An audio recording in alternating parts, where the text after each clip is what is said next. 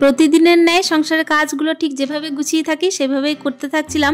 আর ইতিমধ্যেই কিন্তু হঠাৎ করেই জন্মদিনের নেমন্তন্ন পেলাম আর চলে গেলাম হাজবেন্ডের সাথে জন্মদিনের নেমন্তন্নে। তাহলে চলো আজকের ভিডিওটা এখান থেকে স্টার্ট করছি। আশা করছি আজকের ভিডিওটাও তোমাদের প্রত্যেকের খুবই ভালো লাগবে। তো hello everyone, good morning, welcome back to my channel. আশা করছি সকলেই খুব ভালো আছো। আর ব্লগের শুরুতে বড়দের চরণে প্রণাম, ছোটদেরকে আমার অনেক অনেক ভালোবাসা।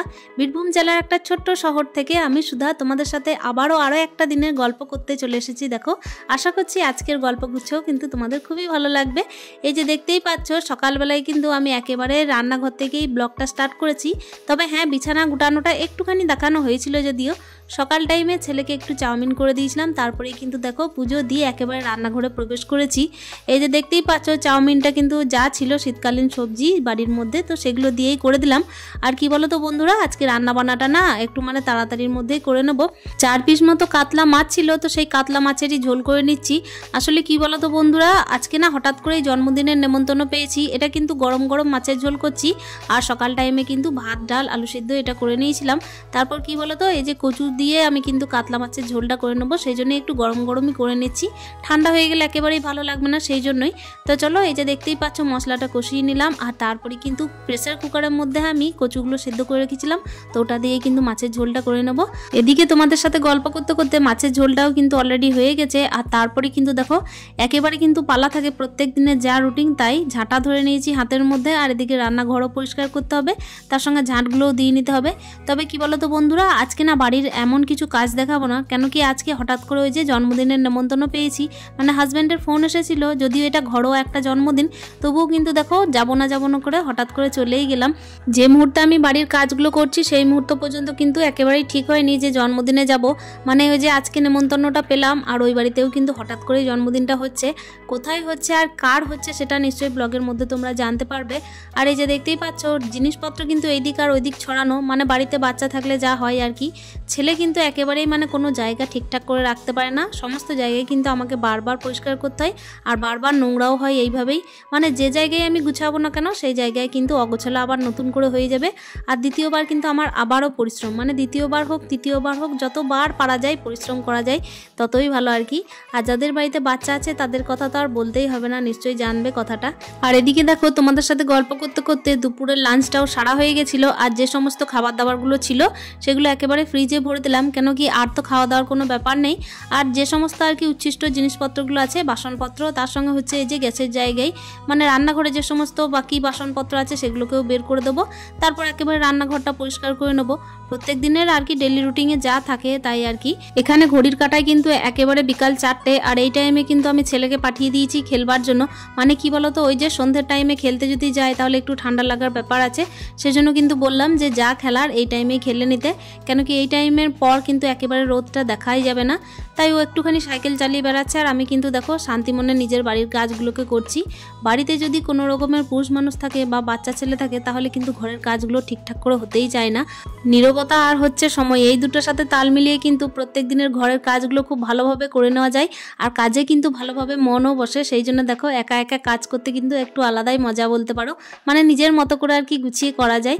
আর অন্য কেউ যদি থাকে তাহলে কিন্তু দেখো কাজগুলো ঠিকঠাক করে গুছিয়ে করা যায় না। আমার মতের সঙ্গে কাদের মিল আছে অতি অবশ্যই বলার চেষ্টা করবে। এই যে দেখতেই পাচ্ছ, রান্নাঘরটা কিন্তু টুকটুক করে পরিষ্কার করা হয়ে গেল তোমাদের সাথে গল্প করতে করতেই। প্রত্যেক দিনের এই যে সমস্ত কাজগুলো থাকে তোমাদের সাথে গল্প করতে করতে, আর তার সঙ্গে হচ্ছে যখন মাথার মধ্যে এই চিন্তা থাকে যে শেয়ার করতে হবে তোমাদের সাথে প্রত্যেক দিনের লাইফস্টাইল, তখন কিন্তু অটোমেটিক দেখো কাজগুলো হয়েও যায়। তবে হ্যাঁ, এই ছোট দিনের বেলায় কিন্তু সমস্ত কিছু ক্যামেরা বন্দি করে রাখাটাও সম্ভব হয় না। তবে হ্যাঁ, তারই মধ্যে কিন্তু এই একঘেয়েমি জীবনযাত্রার মধ্যে কিছুটা পরিবর্তন এনে কিন্তু প্রত্যেক দিনের লাইফস্টাইলটাকে শেয়ার করার চেষ্টা করছি।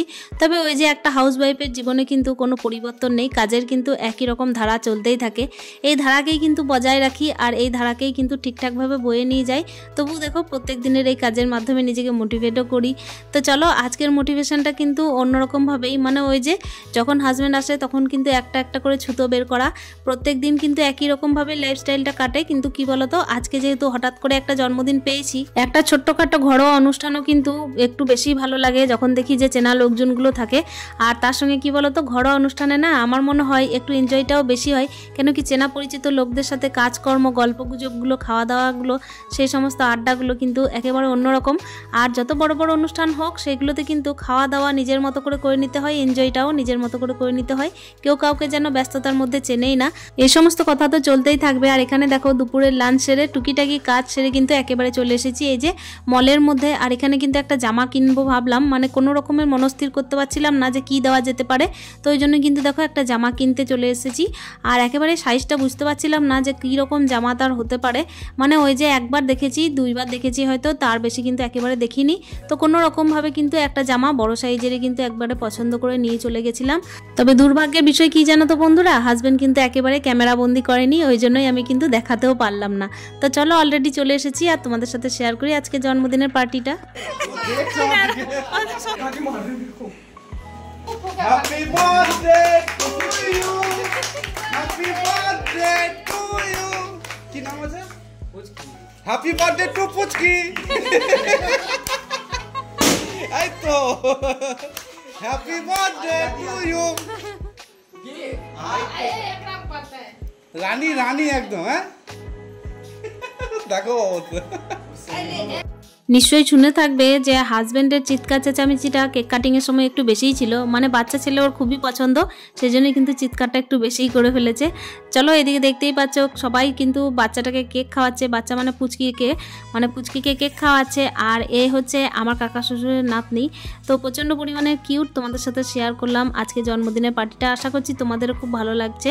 এই যে দেখতেই পাচ্ছ সবাই মিলে কিন্তু একটু একটু করে কেক খাইয়ে দিচ্ছে, শুধুমাত্র আমি ক্যামেরাম্যান ছিলাম, সেই জন্য আমার ক্যাপচার করার মতো কেউ ছিল না।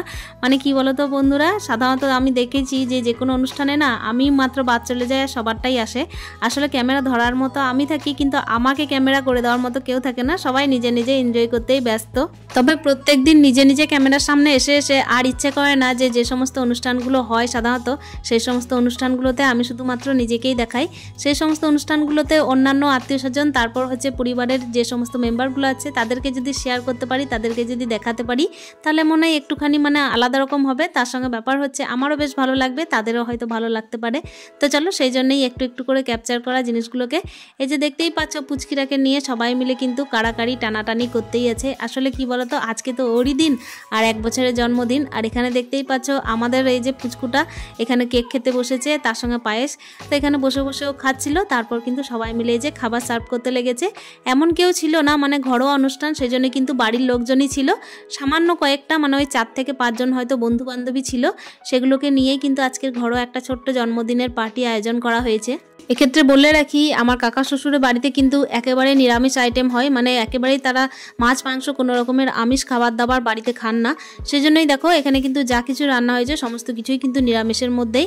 সবাই মিলে এক এক করে খাওয়া দাওয়া শুরু করে দিয়েছে। আর এই যে দেখতেই পাচ্ছ কাকিমার কোলে পুচকি রয়েছে, আর এক এক করে কিন্তু খাওয়া দাওয়া চলতে থাকবে। আর কি কি রান্না হয়েছে চলো তোমাদের সাথে শেয়ার করি। যেহেতু ছিল নিরামিষ আইটেম সেই জন্যই খাবার দাবারে ছিল এদিকে স্যালাড, তার সঙ্গে হচ্ছে নান, ফ্রাইড রাইস, তার সঙ্গে পনিরের তরকারি, আর ছিল কাবলি চানা, আর একটা ডাল ছিল, মানে একটা ডাল ছিল যেটা হচ্ছে ডাল মাখানি যেটা বলে সেইটাই আর কি, আর মিষ্টি পায়েস, এই সমস্ত জিনিসপত্র। তো চলো এক এক করে সবার খাওয়া দাওয়া হতে থাক। আর এখানে দেখতেই পাচ্ছ বন্ধু বান্ধবদের খাওয়া দাওয়ার পরে কিন্তু আমার হাজব্যান্ড আর এই যে কাকা শ্বশুর আর আমার ছেলে খেতে বসেছে। আর লাস্ট ব্যাচে আমরা বসেছিলাম, মানে ওই যে ঘরোয়া কয়জন তো সেই জন্য কিন্তু কোনো অসুবিধা হয়নি। এদিকে খাওয়া দাওয়া চলতে থাকছে, তার সঙ্গে কিন্তু অনেক গল্প গুজব আড্ডা চলতে থাকলো, মানে আজকের সন্ধ্যাটা কিন্তু খুব ভালোভাবেই কেটেছে।